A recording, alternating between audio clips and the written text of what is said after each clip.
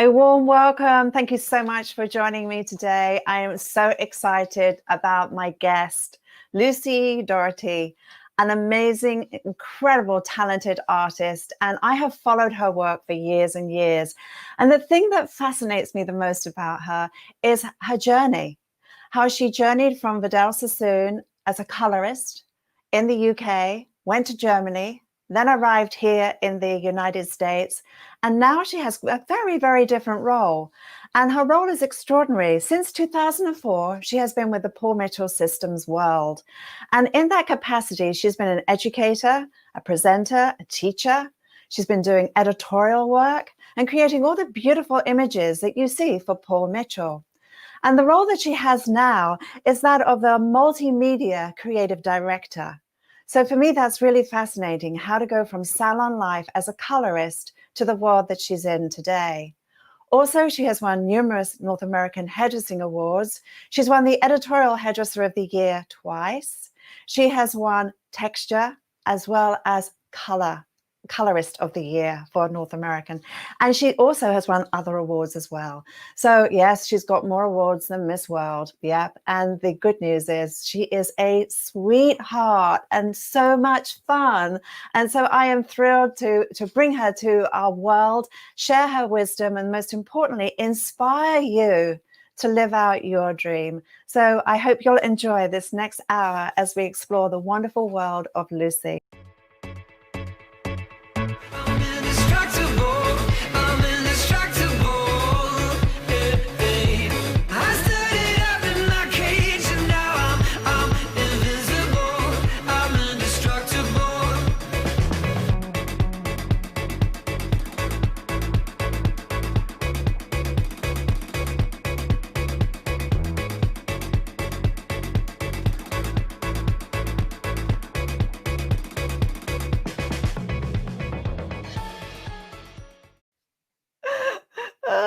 Welcome. Thank you so much. It's so I should do the Miss World wave as soon as I have the awards of More than Miss World. I know. I was just so excited to work with you. And as everyone's going to find out, is that how much fun you are, as well as the fun and the beauty of your work. So let's sort of dive into your story. And where are you actually right now on the planet? Where am I on the planet? Okay, well, I'm in Los Angeles, California. This is home. It's been my home since '94. I absolutely love it. I arrived in the October of '94, and I said, this is it. I love it here. And so I have a house in Los Angeles, and yeah, it's really beautiful. I love it. And tell everyone where you're from. Just give them a little bit of background as to the little village you grew up in. Yes, I grew up in a really tiny village in Lincolnshire, in England, and it was basically 2 miles end to end, and there was probably about 100 people in the village. There were 10, 15 people in my class at school, in the entire school actually. So it was really tiny. So to be in Los Angeles is quite the contrast. Yes. So when did you first decide you wanted to be a hairdresser, and what did you want to be when you were growing up? I think I've always wanted to be a hairdresser. I knew I wanted to be in the arts. I definitely leaned more towards wanting to do something with my hands, some sort of craft. And my mom was actually a hairdresser.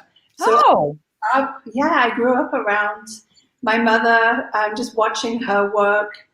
We moved around a fair amount because my dad was in the Air Force. And when we lived in North Kine, which was where I grew up, she actually had a salon. And I really just loved seeing everybody come and be really excited about getting their hair done and socializing. She also rescued some home hair dye color jobs that went wrong. But just the general sense of community and just the love of that craft just really shone through my mother. And so, yeah, I knew I wanted to be in that sort of industry. And I only really wavered a little bit from that when I went to look around the school that I was going to go to, which was Stanford College. It was a 2-year program, and I met somebody from the catering who was a chef, and he was like, "You should come and work and be a chef." And I was like, oh, maybe. And I went back and forth, but I finally went into the hairdressing college, and I'm so happy I did. I enjoy cooking as a hobby, but I think I made a good decision to do hair. Wow. And was Sassoon's your first hairdressing job? It was not. My first hairdressing job was actually a Saturday job. While I was going through school, I actually worked Saturdays in a salon, shampooing, cleaning up, everything that we do as an apprentice. And then my first job out of school or college was actually with a company called the Designer Group. And it was like a small chain in that area. And they hired me on as a stylist. So I used to take all the walk-ins. I used to do all the guys' haircut, the kids, all the fun stuff. And so that was actually my first job. And I just, it was really great because they gave me training. And so I was able to then work on my skills and work up to that. So Sassoon's didn't come till a little bit later in my career. Wow, wow. And I remember the day I walked into Sassoon's, it was, okay, which floor do you want to work on? The cutting floor or the color floor, and there was no aptitude testing or which you feel comfortable. It's like, pick a floor and you've got 5 minutes to do it. How was that for you? Because you ended up as a colorist. Yes. So actually, what was really interesting, I was reading Hairdressers Journal in the UK, and in the back there was always jobs, and I just happened to be glancing through the jobs and like, wow, Vidal Sassoon's looking for a hair colorist. That piques my interest. I would really love to do that. And they're actually looking for people who are willing to travel and live in a different country, and they were looking for people to go live in Germany. So I said, this is something I want to look into. And I actually went down to London, and I had an interview with a few people, and Annie Humphreys. I mean, how nerve-wracking was that? Annie is amazing and was a true mentor through my whole time at Sassoon's, but they made me do a test where I had color models, and then they offered me a job, and I moved from my home to Manchester. So it was the first time of moving out. I was 19, and I moved to Manchester and worked in the Manchester salon there with some amazing, amazing talent. Very lucky. And sprechen Sie Deutsch? Ein bisschen. For a long time. So from your journey as a colorist, and obviously I think Sassoon's color work has always been so beautiful and so innovative, and especially under the leadership of Annie Humphreys, because when you look at color today, we can look back and say we remember the first time. Speak to that. I think Annie and the team were really ahead of their time. They were always trendsetters, tastemakers. Annie really had a good instinct to what looks right, and she also had a great team around her. We were always pushed to look for fashion, to really look at what was current. We would really look at artists, designers. Bauhaus was a big part of our learning and studying. So we were always pushed to work on looking ahead and be futuristic. So I think, fashion always repeats itself, and there's nothing new. It's always the twist and the way that you bring it out as an artist. You're an individual, your hands create something different, so it's the way that you interpret it. But yes, I've seen a lot of techniques that, Annie had done in the beginning, and just to see them reinvented in this time now is actually really fun. It is indeed. And for our friends watching, many of you may be saying, well, I'm not very good at dressing hair. I'd like to do editorial. I'm a colorist. And I think the fascinating thing about your journey from color to styling is a story that I think is going to be so fascinating for people to learn about. So tell me about that journey. So I, like you said, I've always done color. When I worked as Sassoon's, I was part of the academy in Santa Monica. So always the color, and dressing work and cutting wasn't part of any of it at all. So when I left Sassoon's at the beginning of 2000, I was introduced to the world of Paul Mitchell through Winclay Bar, who had the schools, and I just got really interested in other avenues. And I think as artists, it's always fun for us to sort of master one area and then to start to dabble in other areas, which I felt like I needed to dabble in something else. And Win took me actually to Naha for the very first time. It was I think the one time it was in LA. And I said, this is fantastic. I want to be a part of this. I really love what people are doing here. I love the energy. I love the artistry. Let me give it a try. So it just it piqued my interest to start working with styling. I knew nothing about it, but I decided that if I'd learned color, I could take the same format and the way that I had learned color and put it towards styling. And so I had a very systematic approach to color. Even though it was very creative, there was still a system that I followed. So I sort of followed the same system for styling. So many people are frightened of that crossover, and which leads me to ask you of some of the most valuable lessons you learned along the way that guided you from leaving your small village to Sassoons, to living overseas in Germany, a foreign language to deal with, coming to the United States, and that ability to be so adventurous. Along there must have been many, many life lessons. But what would you say are the 3 things that helped you be who you are today? I would say don't let fear hold you back would be the most important thing.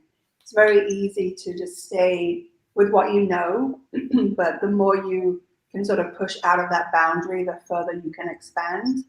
And you expand in your friendships and your work and your life and everything. And it's just an expansion of your world. So I would say don't be fearful, give it a go. You can always go back. You can always go back.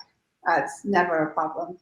I think trust your instinct. I always trusted my instinct as to, where and who I hung out with and what, if I enjoyed something, I just pursued it a little bit more. So definitely following your instinct and surround yourself with people that are on a similar journey, that are encouraging and enthusiastic, and people that you want to play with, because that's what it's about, just hanging out with people and doing the work that you want to do and makes you happy.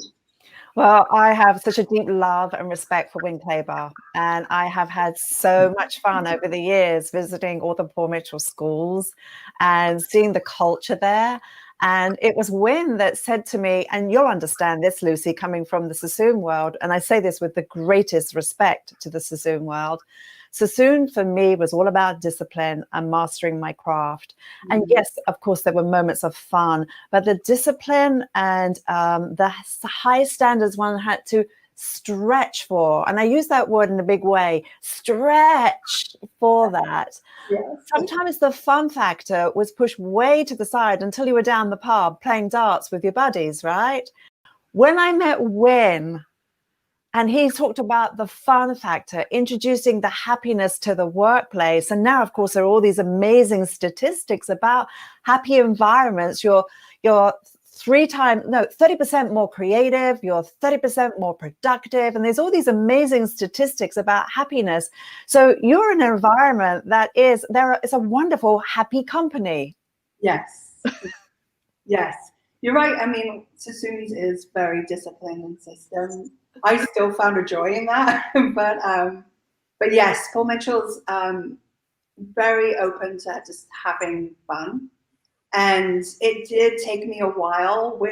I think sometimes Win would just want to like shake me a little bit. He's like, loosen up, like have fun. It's okay.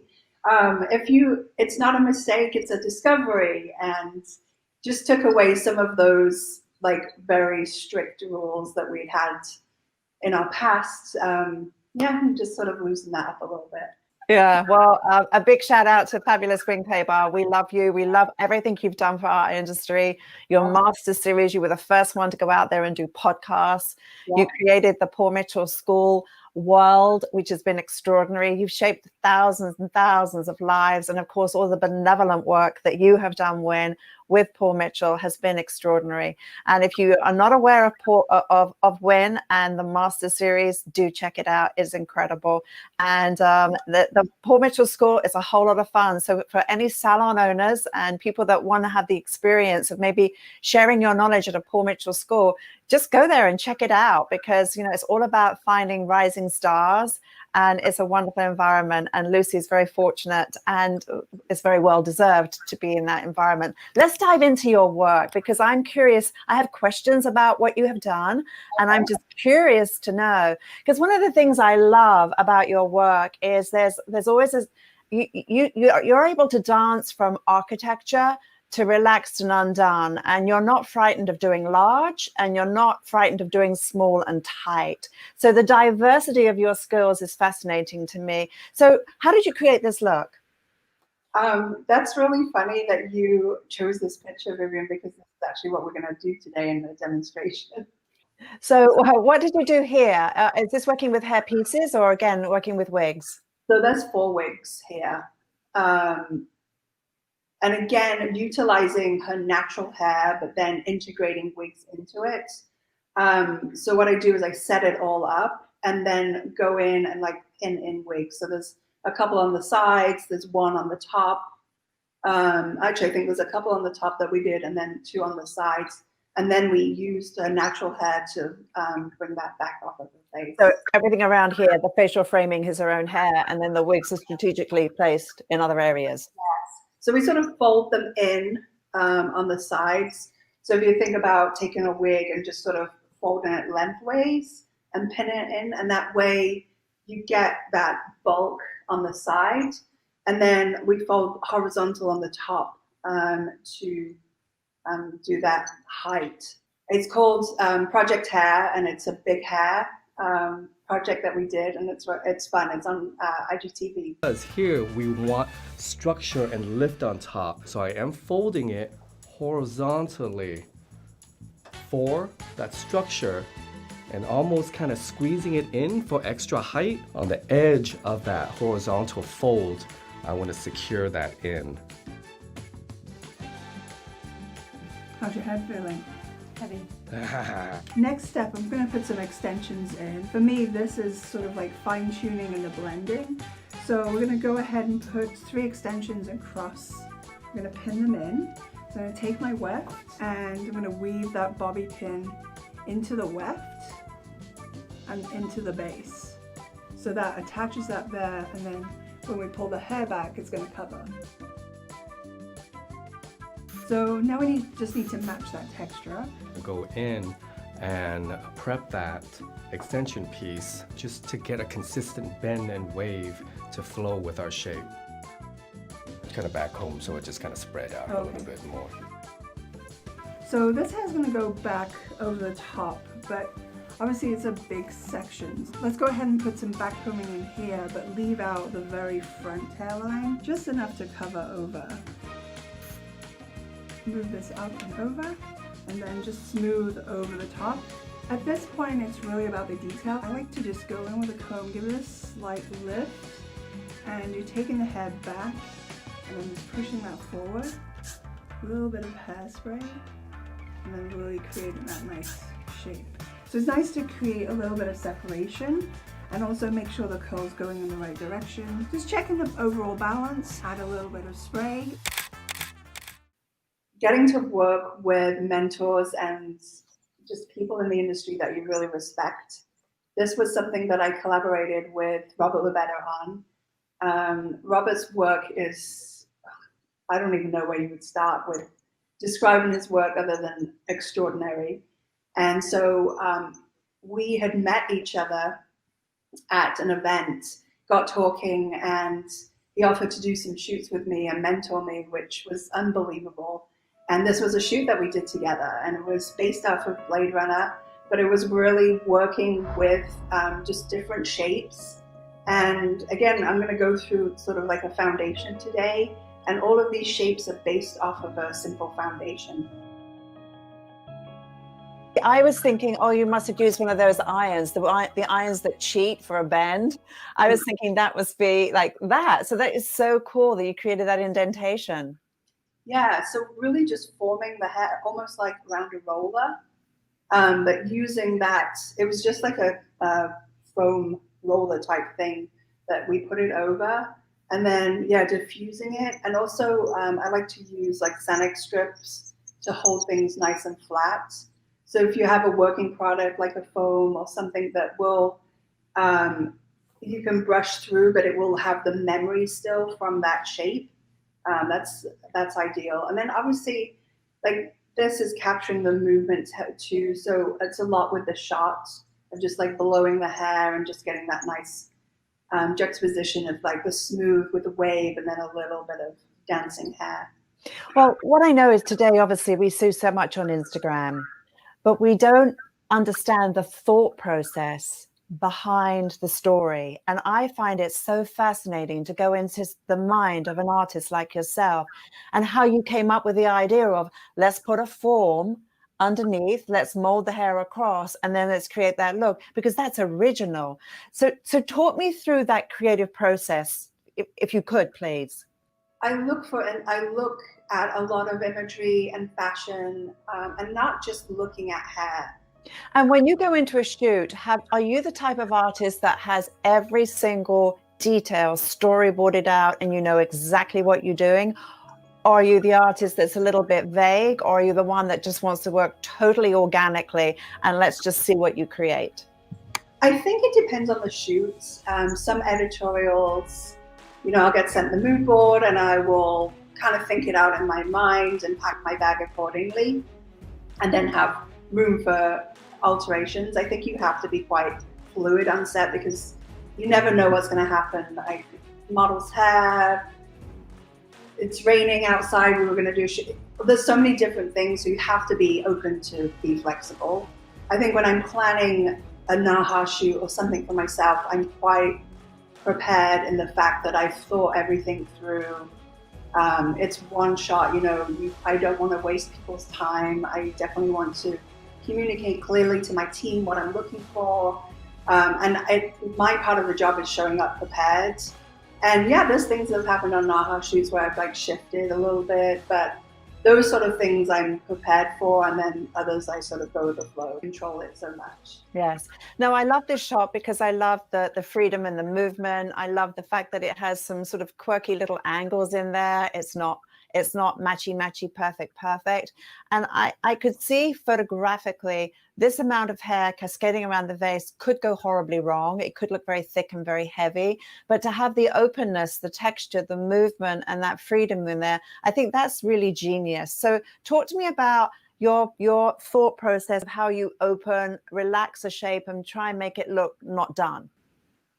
Yes, so this is actually a wig, but whether it's hair or a wig, it's a similar process. I think setting it up, and I really like to work with a mirror and look at balances. And I think when we're shooting too, I always look at the shapes and I'll adjust accordingly depending on which way we're shooting.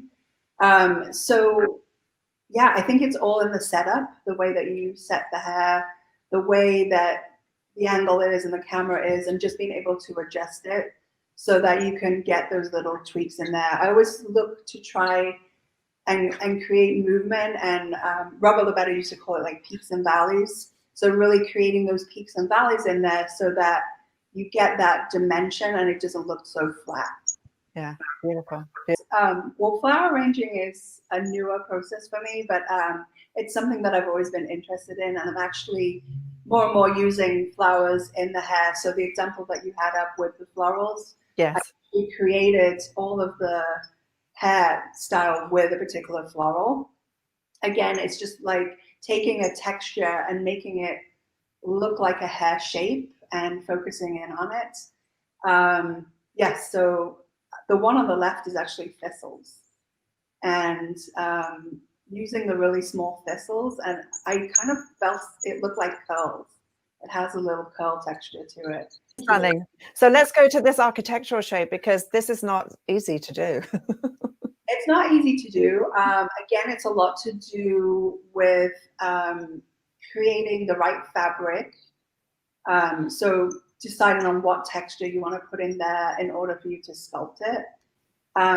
Doing it layer by layer, and sometimes I use padding depending on the model's hair texture. I'll utilize their hair and make it into a form so that I can then mold everything around it. So this particular shape was, both sides were like pulled back into a center, so there was a braid up the back and a padding.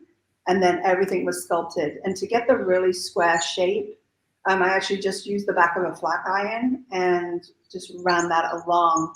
And it also, when you use a little tiny bit of light hairspray and then an iron running along, it starts to sort of clean up the shape and give you more of those crisp lines. These are beautiful. Yeah, I think these are actually some of my favorites. They feel very soft and pretty and angelic, and not necessarily shapes that you would see every day, but I feel that they still look attractive and gorgeous. So the center one is actually her natural hair. And Wow. I pin set everything, and then I dried it with a net on. And we sprayed it down and just dried it with a net on it. And then when we took it off, I didn't release any of the curls, and it just kind of molded to a head, which was really beautiful. And then everything evolved from that shape. So then I started to pick it out, and the other two shapes, the one on the left was adding extra pieces of hair. So, you know, that synthetic hair that you can get in all the different colors. Yes. Backcombing that in. I think I had like a curly texture of that, just sort of backcombing it in, and I just lace it over, and I keep layering and layering and layering until I have a shape.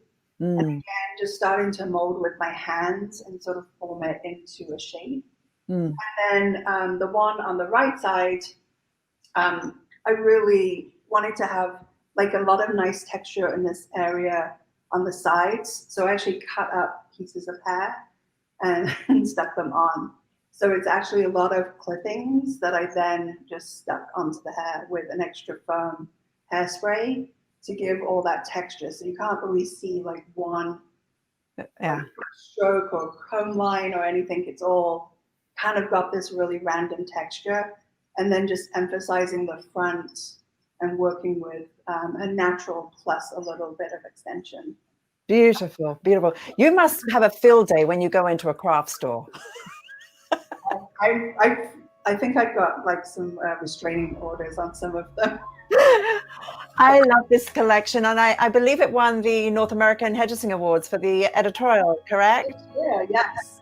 I love the center shot the most because I just love the the valleys and the peaks and this lovely ripple. It to me is like a fairy tale. So tell me the backstory. This was really fun to create because I'd done a lot of research, and I was a little obsessed with aliens and like looking into the future and how human beings could evolve, and this whole like plastic sort of vibe to it. And so I decided that I wanted to make them look like a little alien-like and a little unreal, but still have like futuristic hair, and hair that still feels like it's represented today, but it's pushed a little bit. So that all played into with the colors, with the textures. So this sort of beam of light with all the different hues in it, the silvers, just worked beautifully, like with the skin tone. I had a really fantastic makeup artist that got rid of the eyebrows, not altogether, like they covered over them. There was no shape. Like covered up the eyebrows so that it, you know, was really bare and then could really work around the eyes. I love his choice of like mascaras with the light tones. He used a lot of like gleam and shimmer to make the skin look a little unreal. And then I think the most fun we had was putting on the pixie ears, because it is really cute. Stunning, absolutely beautiful. So now that we're totally inspired and we've had a little dabble into your genius mind and your creativity, you're now going to teach me something. So I was up till 2 o'clock in the morning, mini crimping my little girl. So I hope the plan hasn't changed, because folks, I changed your mind. For those of you who celebrate Christmas, we obviously want to wish you a Merry Christmas. And for those of you who don't celebrate Christmas, we just hope you have plenty of cocktails and have a whole lot of fun. Do you have something wonderful too?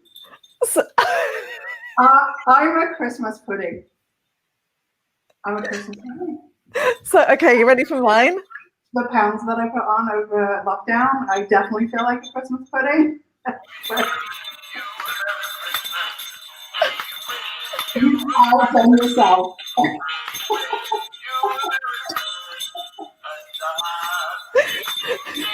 outdone yourself. That.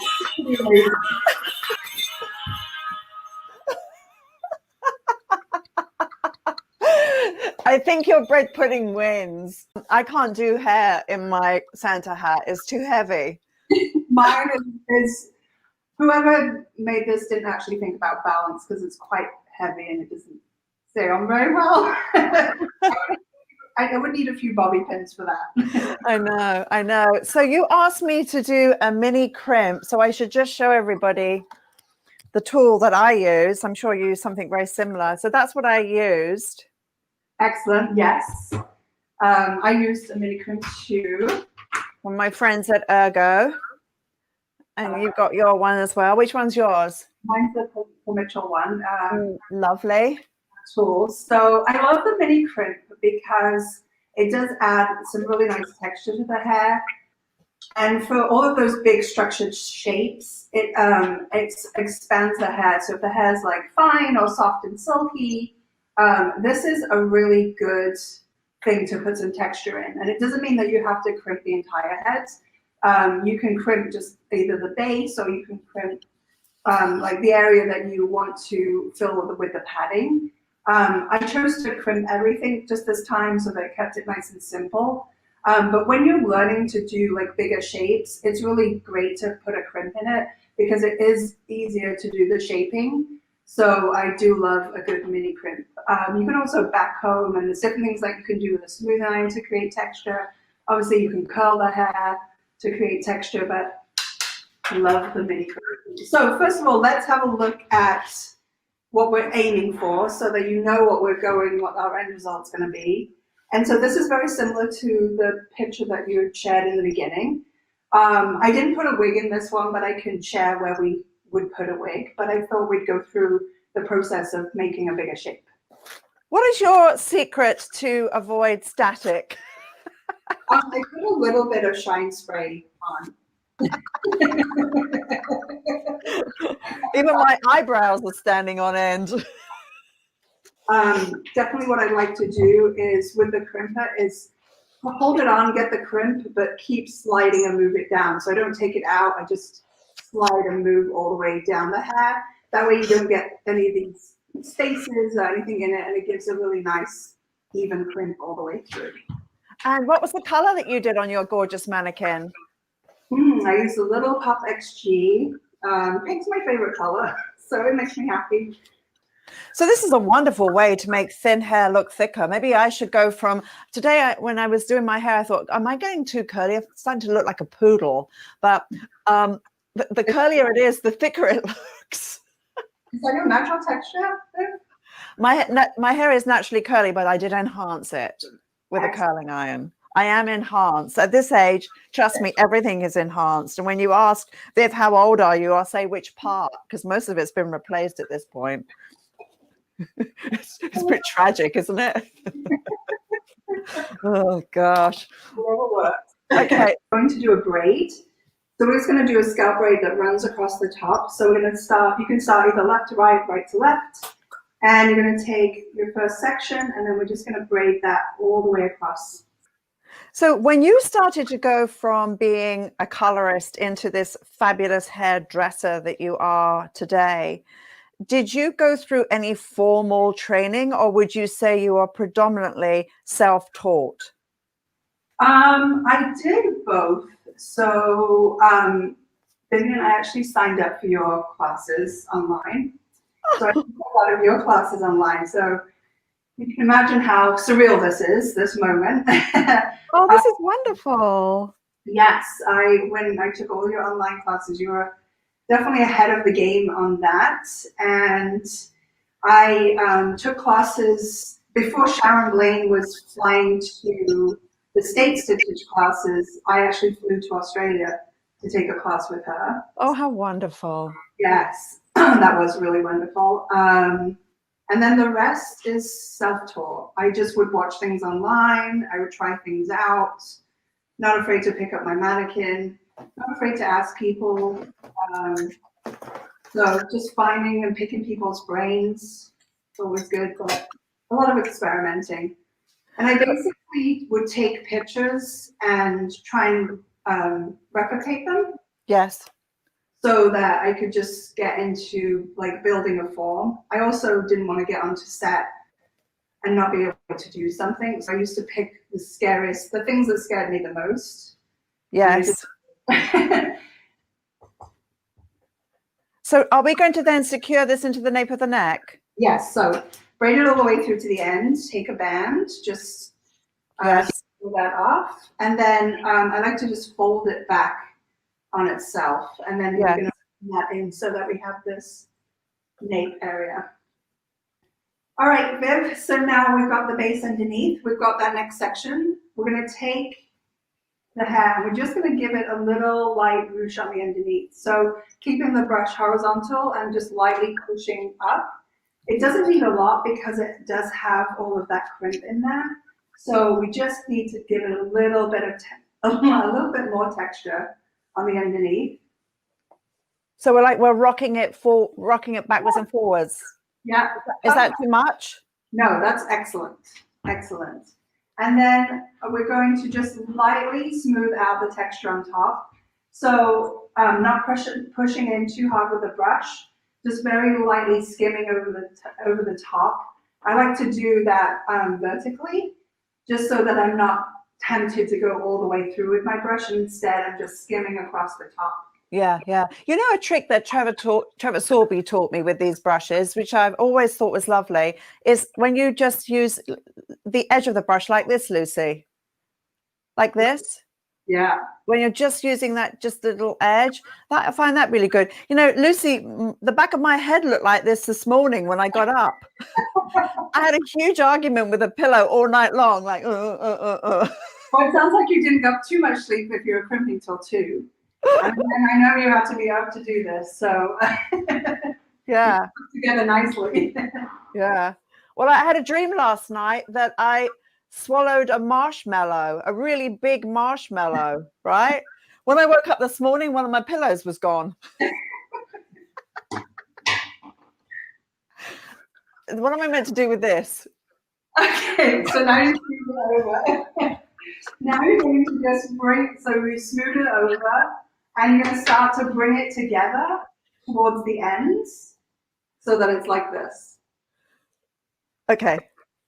So Lucy, when I was working on one of my collections, I think it was a Naha collection, and it was very, very big hairstyle, and very big. And my inspiration were hats. I don't know why, because really most of the time we never want hair to look like a hat, but I decided I wanted it to look like a hat. My husband looked at it really, and he went, that's interesting. And it was big, right? So he then says to me, so where's the bird going to sit? He's no longer around. Anyway, yeah, he didn't appreciate it. All right, so now what am I doing? I'm sorry, I'm being a bad student here. No, you're fine. So you're gathering it all together. We've smoothed over the top. You made sure that you kept the majority of the padding there. And we're just gathering these ends together because we're then going to roll that up to create that first sort of bit of foundation. And you can decide where you want to put it, if you want it a little lower down or if you want to put it a little higher up. But I like to gather, and then I like to just take a clear band and gather that together. I just find that the banding the ends gives me a little bit more control. And also I hook my bobby pin into the band and then push it into the base. Okay, and do you have a push-pull, like to make it wider? Yes. Look, I've got mine here like that, and I'm really scared to release it. Can I just pin it? You can pin it. I've got a really square. I have you know what I'm going to do is I'm just going to sew my pin through. And I love that you've given us this foundation. So I'm just going to sew through here like I'm sewing a hem of trousers. Yeah, perfect. And I'm going to just do that. And then, of course, if she was a human being, I'd say you can breathe occasionally. Just don't move. Yeah, don't dare move. And don't let anything over your head. So, Lucy, it's like when someone says, well, how's that going to stay in place? You just simply say, well, you're not going to move. Yeah. I always love when you get a great hairstyle done and then the wardrobe stylist says we have to pull something over the head. Oh, I know. Yeah. Yeah, I mean, I think that's one of the nightmares of like Fashion Week, when you're so focused on the hair that you forget that it is fashion, and their clothes are going to go on and off their head. Yeah. What shape do you want here? Square? I think round it off a little bit. I'd start to do like a little graduation almost. And the sides, should they come up or should they be square? Like here, I've got one that's a triangle and I've got one that's square. That's really attractive, Vivian. Is asymmetric on the menu today? Anything goes, Viv. Whatever you think looks good, looks good. We can't torture ourselves, but definitely, balance it out as much as you can. Well, that's where you just say to her, lean to the side, sweetie.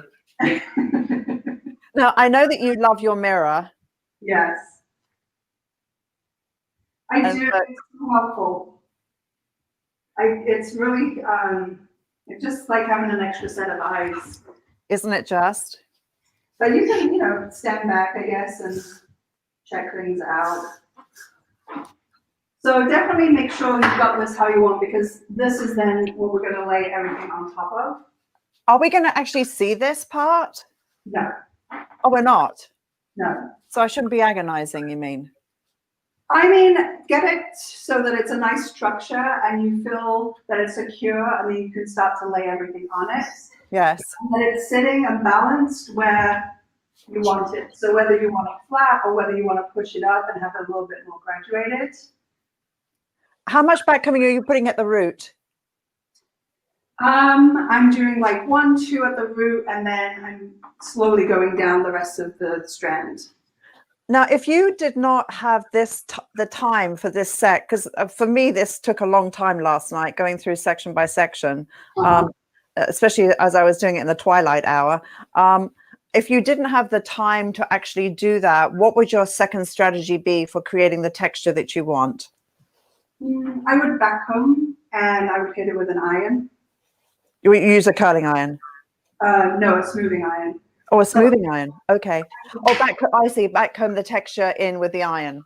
Yeah. So I would take a section of hair, backcomb it, and then I would spray it and hit it with the iron. Yes, got it. Out, and it would give me that texture. Yeah. That must be quicker, yeah? Honestly, I feel like with any style, it's always the foundation that you put in that. If you put a good foundation in, this style will go in a lot faster. So yes, if you put that set in and you prep it properly with the right products and you have everything in, yes, it sort of folds itself in. So you might spend more time doing the prep, but then you have a lot more less time to do the style. Oh, absolutely. Absolutely. Yeah. Well, I think having an assistant who's phenomenal at setting is a hero on set. And I think that's the big thing we should talk to. Anyone who wants to kind of get into this world, the world that you're in, the number one thing obviously is study, but be an assistant and be such a first-class assistant. I had somebody assist me one time, and, I could get this effect if I put my finger in the light socket. You know that? Anyway, I had somebody assist me, and he anticipated my need before I even knew I needed something. And it was kind of freaky because he was so anticipating. And I said, he was older. He was like in his 30s. So he wasn't like, straight from school. And I said, what did you do before hair? He was I'm not sure the correct terminology because it's the army terminology, but he was the direct assistant, personal assistant to a brigadier. And he said, in the army, we are trained to anticipate the need before the need arises.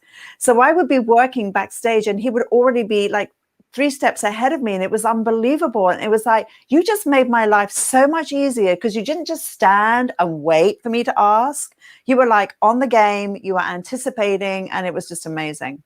Okay, so now what? Okay, so we're going to approach the sides first. Okay. So move the back out of the way. Same technique where you just sort of smooth over the top. And we're going to do the same thing where we roll the sides up. And if you want to band it and tuck it in, you can do that. If you prefer to just push it in with a pin, you can do that. But what you're looking for is to get this so that it lines up with that back structure, and then you have the foundation and the width that you want to do this. So once you've got the band on, that helps you just to gather everything together so that you have one piece that you can then put a pin through. Yes. And then secure it into the base. And you know, I've always found a 4-inch nail works very well. Yeah. Or a piece of sellotape, staple gun. Have you ever used sellotape?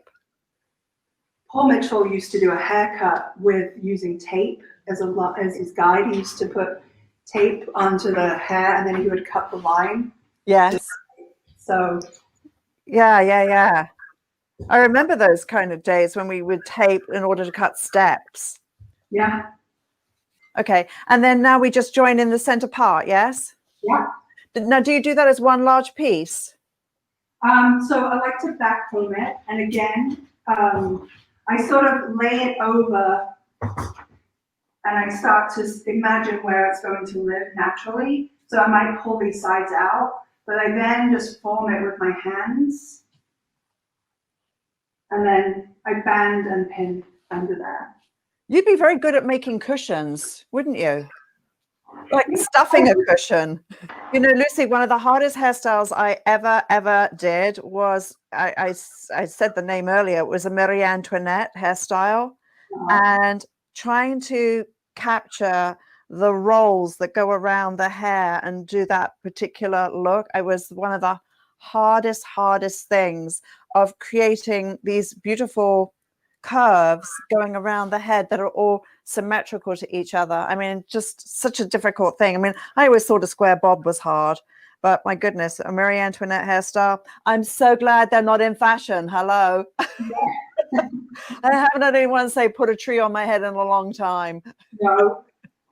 In fact, I never have had anyone ask. Isn't it funny how sometimes in hairdressing, in avant-garde, it goes fantasy, and then the fantasy either goes to trees on heads or horns. And it's like, when did a client ever ask for that particular look?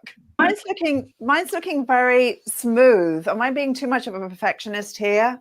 No, that's fine. We're going to pull it apart afterwards. You have to really have the shape in there before you pull it apart. Because if you start to pull it apart too early, then it gets messy and a little disorganized. So I like to do it at the end. So I put all the shape in and then I start to pull it apart. So then the key here, you said something very important, create structure before you deconstruct. Yes. And you can see too, my friends watching, that I'm using my computer screen as a mirror. And I'm looking at the distance, because if I look down this way, I don't see this. And even if I'm level with it here, my perspective is here. And I remember as a youngster always being taught to look at my work horizontally. So for example, if I was doing a haircut, the head would be tilted over so that when I was looking, I'd be looking horizontally versus looking above like a bird. And I think that that's really, really important. So again, the mirror is your friend, and it is the most important tool that you can use. Actually, I kind of love mine like going up big on the top. Yeah, that's what. Yeah, we're gonna make it a little bigger. It even looks pretty cool. Just disconnected, like that kind of vibe. That looks kind of cool. Okay. So the other thing is being observant of equal backcombing on both sides, the repetition on both sides. You know, there's times in hairdressing where the mechanics of being so methodical and repetitive in color work, in precision haircutting, it's being so methodical. And then the other side, which is quite fascinating, is with the razor. Yes, you have different techniques. Like I have 7 techniques I use with the razor. So when I'm going with my technique, I want to be true to the end result. So if it's airy, that I'm very airy in my movement. If it's tight and structured, I'm tight and structured. But there's more freedom and more give in there. And you don't want to be so precise. You just want to have a lovely feeling and flow.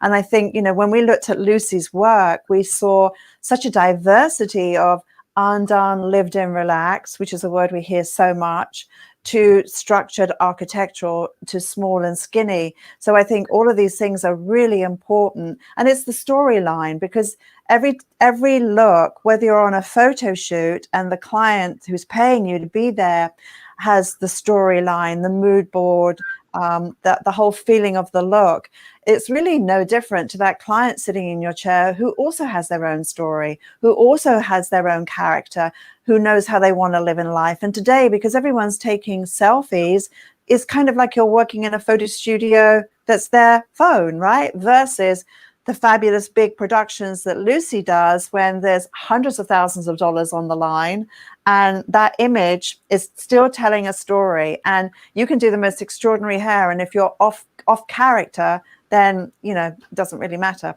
So kind of I hear you're like playing around, which is actually fantastic. Okay, so what's next? The next step is we're going to take one all the way around again and repeat. All right. Okay, so now we've got that. So now what do we do? You got all that? So you folded all that in? So you're going to go through and fold everything back in again. I'm going to tuck it underneath here. Yes. Okay. Yeah. All right. So Okay. when you're brushing down, again, just surface brushing. Yes. So that, you do leave some of the back comb in there, and there's a little air in it. And you're not pulling it too tight, because if you start to pull it in too tight, that's where you start to change the shape. So Yeah. I'm just being careful. I work with my hands just to hold the hair, sort of identify where I need it, and I give it a little bit of room. So now we get to the top part. Okay, so this I think you'll enjoy a little bit more, because you get to go a little bit like crazy. So what we're going to do now is actually we're going to back brush everything in sections all the way away from the face. Oh look, mine looks kind of like a sea creature. Where's her face? It's almost like an octopus sort of creature. Anyway. So you're going to start at the crown and work backwards? Yeah, so you'll have this, you've got this whole section left. Oh, I can hear my husband's voice right now. Where's the bird going to sit, Viv? Don't you think that's just amazing that you can defy gravity like that? I just think this is amazing texture. Yes, so good. Lucie, when you're working on a shoot with the responsibilities that you have, is there anything that will intimidate you and get your knickers in a twist? Photographers can definitely do that. Yeah. They can, definitely make me have a moment of perspiration and anxiety. But And how do you handle that moment? I just try to just stop and listen. Anytime there's a situation that comes up where there's like some sort of conflict or something's not going well, I try and stop and listen and think it out. And if I have to step away, I do. Sometimes I just need a minute out of the craziness of everything to just figure out what I need to do to move the project along. So that might be a bathroom break, it might be a step outside, it might be a trip to the coffee bar, whatever it is. So I just kind of take myself out of it for a second, regroup, and then come back in. The bathroom is a good place to go. I remember I was on a shoot and it was going horribly wrong, very difficult. Everything was challenging, and it's hard also not to take it personally, isn't it? And I think that's the most important thing, because you have to stay focused on the job, the client, their resistance, they're not liking it, and asking, what do I need to do in order to make you happy? I know that you're not liking this right now. Tell me what I need to do in order to make you happy, so that you take you out of actually the equation and you stay so focused on the problem. But when someone's not liking your work and they're being mean-spirited, which can very often happen, especially more in the fashion world, they can be very tough. And the toughness is because there's so much money at stake on the bigger jobs. So I think that's a huge part of it. But anyway, I was in this studio, and it was an amazing studio in New York, and it was called The Space. and I went to the bathroom and to cry, basically. And while I was in there, there was a model crying as well. And I'm there going, why are you crying? And she said, she had just come from a casting. They were doing a Victoria's Secrets casting there for a campaign. So she was just going there, basically auditioning. And they said something unpleasant about her body. Oh. So I don't know whether they told her that she was fat or whatever, but she took it very personally. So she was in the bathroom crying. So I've got a girl crying because she's not a Victoria's Secrets model, and I'm crying because I can't do the hair. So you and I wanted the day to end. So I would actually put the wig in right underneath this area. Okay. So I would put the wigs in here, and then this would fall over the top of it. Yes. Okay. So there we go. She's big. Woo! I love it. Okay. So now what? So once you've got it to the stage where you've sort of brushed it over, oh, that looks awesome, babe. I love her. The blonde is really playing up now. That's very nice. So now you've got it to this stage. This is where you start to bring in the details. So really working with your fingers and just start to define some of the pieces a little bit and bring them out. So this is where we're going to start to do the peaks and valleys. So I like to pinch at the front, and then I use my fingers down the strand of the hair and almost use them like a comb so that I start to bring up the ridge in the hair. So I like to take a pinch of hair and then use my other two fingers just to move along, and it creates that peak. Yeah, I like that.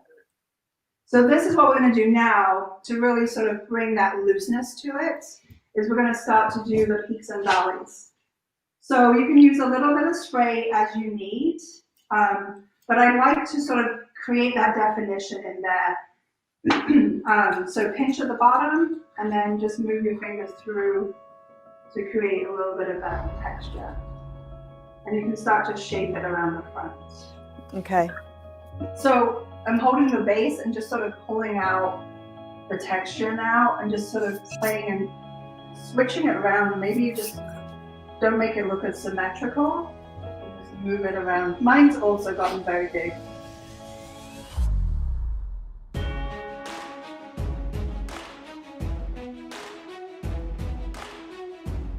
Thank you so much, Lucie, for sharing how to create that fabulous look. It was so much fun, and I'm going to play with that technique, and I hope that my friends at home, you take some ideas from that and just start to think about what you can do. And as always, get out a mannequin head and follow along. Watch the replay of this and do it with Lucie, and it's just a whole lot of fun. Lucie, tell me what would be a typical week for you. I don't know if there is such a thing as a typical week anymore. I think, within my job role, every day is really different because there's many different projects that we work on. Obviously, I'm responsible for the shoots and the media shoots that we do. So some weeks we're in production, so we're building up to the shoot, the mood boards are being created. So I'll work with the creative director and the art directors to make sure that we have the vision boards and the mood boards ready. That means like pulling inspiration from makeup and wardrobe and the hairstyles. And then we would be in the shoots where we would execute everything on the vision board. And then we would go into post-production where we would start to then gather all the pieces that we got from the shoot, whether it be media or stills, and then start to put the campaigns together, or the collections together, depending on whatever shoot we're doing. So depending on the phase that we're in, and no week is really the same. So it just depends on like what project's going on. In my personal life, I like I told you, I like to do my floristry. I think it's also fun to have like another outside craft and things that I can work on. And it really does give me new ideas for hair and shooting and colors. So I love to do that, and try and have a little bit of downtime too. Yeah, which is so important to find that balance. With the demand of your role, and each time, it's so hard in the corporate world to stand out and yet fit in, to be true to brand, to not look the same as anybody else. Do you ever worry about, like, "Oh, I'm running out of ideas. We've been there, we've seen it, we've done it, we've done it." How do you manage that part? I think that it's the same as what we were talking about with Naha. It's like working with a team that's okay to tell one another, like, so not okay, we have to move on. And it takes a village. It's definitely not my full responsibility. It's a village of people that put it together. So I rely heavily on the stylists, the hairstylists that are working on there. I rely on the fashion stylists. I rely on the marketing team. And we all have to push one another to make sure that we are obviously hitting the brand's objectives, but also staying relevant and staying true to, our industry and what we put out there. So what drives your passion? What drives my passion? Honestly, the people that I get to work with, they definitely inspire me. I just love the hairstylists that I get to work with. And I have a real broad range of stylists that I've known from Sassoon's, from Paul Mitchell, from where I used to live. So it's such a beautiful community. They really drive me. And also just the fact that I love to push myself to do new things gets me excited. So, of mentioning, like, I tried sewing, it didn't work for me, but I just like to try a lot of different things. So I will take a lot of different classes, and it just really helps keep my energy up and keep me thinking, and not sort of stagnating in one thought process. I think by looking at other things, like whether it's art or magazines or books or TV documentaries, whatever it is, I think it just helps your mind keep going and to keep you thinking and broaden your horizons a little bit. Yes. And when you hear about salon owners saying my stylists are not motivated, or they're doing the same old and they're in a rut, and then they say that they're bored, and then they say that they don't want to do class, and that kind of unmotivated hairdresser, if they're watching, what advice would you give them? What advice would I give them? Honestly, dig deep and find out what is your passion, because it starts with you. You have to be the one that wants to get out of bed and wants to do something and drive. But surrounding yourself with like-minded people that have that energy and are willing to push you, and you have to be willing to take the steps. So what have been one of the biggest challenges in your career when you think back and think, because no one has a smooth ride to the top. There's always something that will knock you sideways. And often those are the biggest, most powerful lessons that we have in life. What has that been for you? One of the biggest challenges. You're right. There are challenges that present themselves to you as you move through your journey. And I think it's how you view them as to how big a challenge they become. For example, I was doing a lot of color and I wanted to move into styling. So just trying to make that transition and learn how to do that while managing the styling and start to establish yourself as a stylist. That transition is always a little tricky. Mm-hmm. But it was a welcome challenge. It was fun, and it was good to move through. I think moving to different countries can be a little jarring, but again, if you see it as an exciting adventure. But really, when you think about it, like I've always moved to a country where I don't know anybody, and it's like starting afresh again. So these are all things that come along to challenge you, and I think it's just how you approach them and how you move forward with them. Yeah.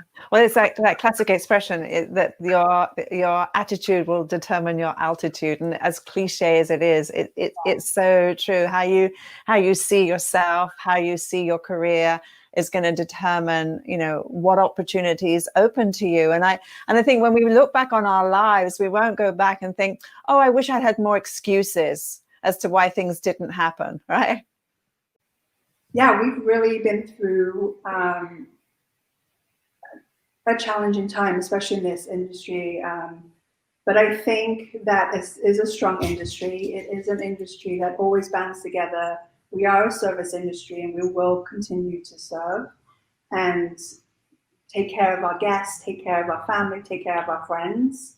It's going to take a minute for us all to get back into really building ourselves up again. But there are so many avenues with this industry, and we do create such a great service and some really meaningful things for our guests, like getting their hair done, just making them feel good. We have to get back in touch with like why we do this and who we serve and why we serve them. It's such an amazing industry with many, many possibilities. So I'm looking forward to us all sort of rebuilding, coming together, and working as one unit to be the great industry that we are. Beautiful. I agree. Thank you. Thank you for the inspiration. Lucie, thank you for sharing the beauty of who you are as a person, first of all. Your beautiful, gentle, playful spirit is just a delight to be around.